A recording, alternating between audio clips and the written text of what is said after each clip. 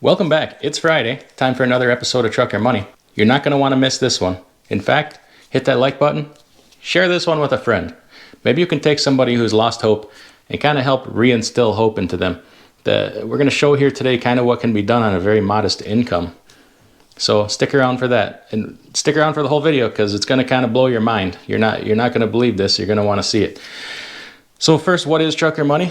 Well, it's Fridays. We like to take a break from trucking, talk about things other than trucking, building a life outside of trucking, building an income. So if the day comes you ever don't want to do this anymore, or you in fact want that retirement that you've been working so hard for, you can get it.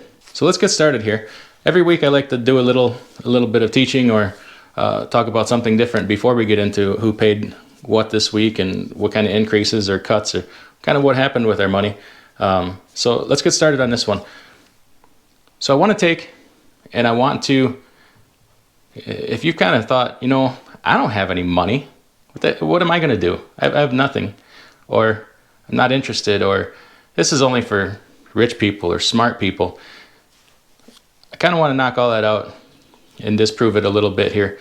So I've went through my portfolio and I've picked two very average investments that I have. Very boring. And you're probably thinking, to get wealthy or to be successful, you need to pick that next hot stock, man, of Facebook or Netflix. Man, I missed out on that, so there's no hope. Or gosh, I got to get on Tesla from the ground floor so I can catch all this. I don't do any of that. I don't want anything to do with any of that because it's historically there's just better ways to do it, in my opinion, more safely, and you can get rich quick or you can get rich for sure. Me, I'd take the latter. The get rich quick stuff does not appeal to me because it's also how people get poor really, really quick. So let's get started here. I built a scenario here where we started with $1,000. Okay, most people can come up with $1,000.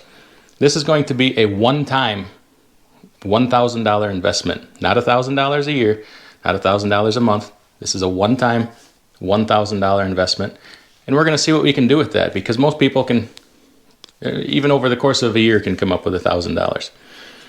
So I've taken two very average investments out of my portfolio. They're very boring. They're big companies that have been around a very long time.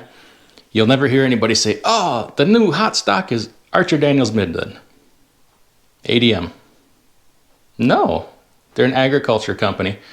They've just been around forever. They don't grow that much. So if you're looking for the next hot growth stock, this ain't it. But watch what we can do with it. And the other one is Pepsi. Nobody gets excited over Pepsi. They're a huge, massive, boring company. They grow very slowly. But these companies pay dividends. They increase their dividends every year. They have a very long history of increasing their dividends, okay? Now we're going to talk about something called CAGR, C-A-G-R, Compound Annual Growth Rate. This is not the growth of the stock or the stock price, okay? It's the growth of their dividend. Now I've taken the 5-year average, the last 5 years of their compound annual growth rate. We had to start somewhere. I'm not going to go back 50 years. I don't have that kind of time. It's just a 5-year average. And they're actually pretty consistent. So let's get started here. First, we're going to talk about ADM, Archer Daniels Midland, okay? And see this through to the end because it's going to blow your mind, okay? So we got that $1,000. I should also say, this is not investment advice. This is the proof of concept, okay? This is called proof of concept. I do not recommend you go out and invest in these companies. I recommend you do your own research and make your own decisions. This is proof of concept to show what is possible on a historic average, okay, with very, very boring and modest companies. And also to be said, we're going to do this inside of a Roth IRA so that there's no taxes and no tax consequences, okay? This money can go tax-free. So let's start here with Archer Daniels Midland. Today's share price at this moment is $41.34, okay? So $1,000 would get us, rounded off, 24 shares. Not that great. Remember, this is just a one-time investment with 24 shares. Archer Daniels Midland has a 5-year compound annual growth rate of 5.15%. That means on average for the last 5 years, they've grown their dividend every year 5.15%. Their current yield is 3.48%. All right. That's not exciting. People say, unless you got millions of dollars, you're not going to gain anything off a 3.48% return. Are you? Well, let's see. Let's see what we can do. So, you have 24 shares, $41, a 3.48% yield, which your first year would net you an income in dividends of $34.53. Whoopee. Whoop-de-doo. No big, that's not very good, is it? Okay, let's see what that does over time. If you take these dividends every year and reinvest them, just let them drip back into buy more shares of ADM. Year 5, we have an income of $48.92. That still really sucks, doesn't it? You're at a yield of, on $1,000, a yield of 4.8%. That's still $48 a year. What the heck is that going to do for anybody? Now, it should be said, when I've done this math, okay, for the sake that I don't have a month to sit down and pencil math out on paper, I just kept the share price the same throughout this experiment. Okay, that is going to affect the numbers a little bit. But like I said, this is just proof of concept. So, you know, if your share price went up every year, obviously the dividend reinvested would buy a little bit less shares. So that would affect this final number. But like I said, this is just for proof of concept, so you can grasp the idea. At 10 years, dividends reinvested, our annual income is $79.17. At 20 years, okay, so if you started when you're 30, let's just say for the sake of this experiment that you start when you're 35 years old. So if you're wanting to retire at 65, that gives you a 30-year time horizon. Now this can be looked at for different ages. If you start when you're 40, then just adjust here. 20 years out would be 60 instead of 50. If you start when you're 20, hold on to your socks for that. All right, so we're out 20 years here. Our income is $255.46. Whoop-de-doo. Let's take that out to 30 years with dividends reinvested. $1,246.08 of annual income for a one-time investment of $1,000. You're basically earning your initial investment back every year. So $1,246, which you still say, $1,246 is nothing. What good does that do me? What if instead of $1,000 one time, you invested $1,000 a year? Or instead you invested $5,000 one time? Okay, you starting to get that? You can multiply this exponentially. This is just a one-time $1,000 investment. So 30 years gets us $1,246. What does 35 years get us? This is where the magic kind of starts to happen. So if you're started when you're 25, well, let's see, 30. 35 years would bring you to 65, right? Annual income of $3,443 on an initial investment of $1,000. That's still better. We're getting pretty good here. We're getting into real money, aren't we? So I went out a little further with this to say, what if you were 20 when you started? That gives you 45 years of investment time horizon. Starting to realize how important time is here and getting started when you're young, instead of every year you put this off, the math is not in your favor. So time is important. Also, the more time you have, the less money you can initially contribute. It takes time, money, and compounding. The more you have of one, the less you need of another. Just think about that for a while.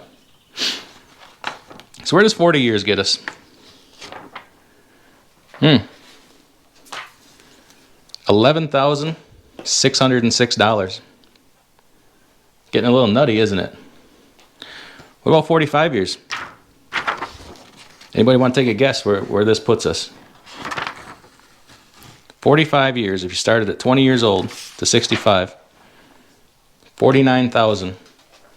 $931 of income every year. That's if you let these dividends compound over time. Never touch them.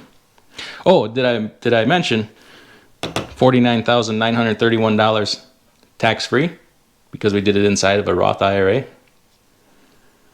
So I hope you kind of understand this. If you don't, go back and think about it a little more. This is why I want you to share it with a friend. Maybe you know somebody that's 21 years old and just getting started driving truck. Introduce them to something like this. But you say, well, I'm 55. I don't have much time. Well, if you're 55, you probably have a substantial income. See, 55, 10 years would put us out to right here. You'd be 65. So you should have more than $1,000 to invest. All right? Do the math. You can kind of reverse engineer this to say, okay, I need to put away this much money to get here. Okay? So 10 times $10,000 gets you $790 a year. Still not enough. You need to go bigger. Kind of helps you reverse engineer the math. So this is a pretty average compound annual growth rate. It's very sustainable. It's not that hard, okay? It's a very modest yield and growth rate. This is very doable. This is not pie in the sky, okay? Like I said, I'm not telling you to go put all your money into either one of these investments. This is just to prove the math. Let's try Pepsi. Pepsi's a big, boring company. There's nothing exciting about Pepsi. They're not going to knock your socks off. Their share price today is $134.13. $1,000 gets you 7.5 shares. Pepsi has a compound annual growth rate last 5 years of 7.8%. You may realize if you go back a couple of videos I talked about, Pepsi just increased their dividend 7% in this time of pandemic. They're a consumer staple, or some people say they're consumer discretionary, whichever one you want to put it in. Their current yield is 3.05%. That's a modest yield. That's a good yield. Very boring. Not going to get you much at first. Your first year, you're looking at $30.68. Go out 5 years, $47.41. 10 years, $87.30. 20 years, $421.75 on your one-time $1,000 investment. Let's see where 30 years takes us. $4,745.92. Now, why are these so different? $1,200 here, $4,700 there. Why the big jump and why the big difference? Well, it's because of this thing called CAGR, compound annual growth rate. The compounding is different. Here you're compounding at 5.15%. Here you're compounding at 7.8%. Okay? So that's a huge difference in the math. All right? Where's 35 years take us? Which incidentally, I fall somewhere here between 30 and 35 years. 35 years puts you at $27,094. Pretty nutty, isn't it? Now hold on to your hat, because this is just going to get crazy. And would we ever get here? I don't know, because this is pie in the sky. This blows my mind, the way this works. So can you count on these numbers here? I don't know, but this is the way the math works. I mean, Pepsi's pretty consistent. They're pretty solid company, in my opinion. 40 years, where the heck does 40 years put us if you start at 25 years old? An annual income of $259,000 off a one-time $1,000 investment. That's just crazy. So you don't think, since you have no money, you can't invest, you can't get started, you don't think you can come up with $1,000? What if I'm half wrong? If I'm half wrong and Pepsi goes through a 10-year dumpster where they do nothing, still at $130,000 income after 40 years off a $1,000 investment, I'll take it. I'll take that every day of the week. Okay? 45 years. This is just insane. Now we're in crazy town here. If you reinvest these dividends every year, annual income of $4,837,000. That's crazy. But that's the magic of compounding. You know, your 401k advisor will come in and do this same thing with mutual funds, just based on growth, not on dividends. And there's no, your principal might grow, but there's no income off of that. What they'll tell you is to build up this, say this was just growth, not dividends, and you end up here over time, $4.8 million of your account balance. Then they'll tell you what to do is take that money and put it into bonds and draw 4% interest off it. Well, 4% off of $4.8 million. Let's see, 10% would be $480,000. 5% would be $240,000. So you're talking about probably $225,000 roughly of annual income off of $4.8 million. Whereas in the scenario like this, you could just get the $4.8 million in income. I didn't calculate what the actual value of the investment is after 45 years. It's just the math. It took me a while to do all this math, but I did double check it. It is right. So, like I said, this does not include an increase in the share price every year, which will bring these numbers down a little bit. To do that math would take me a very long time. I don't have that kind of time. So that's why I'm just saying this is for proof of concept.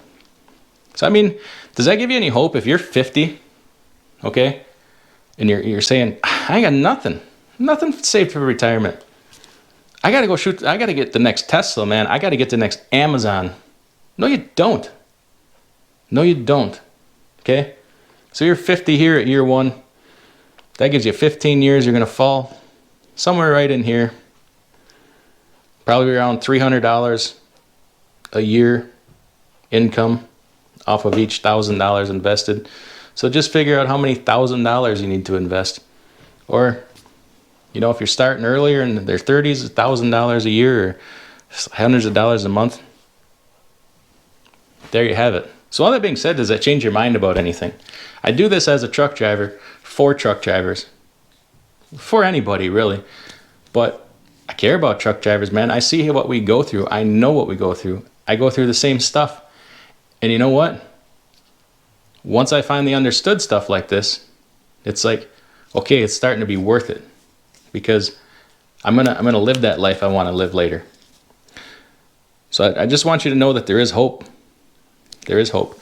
And these companies, ADM has been around a very long time.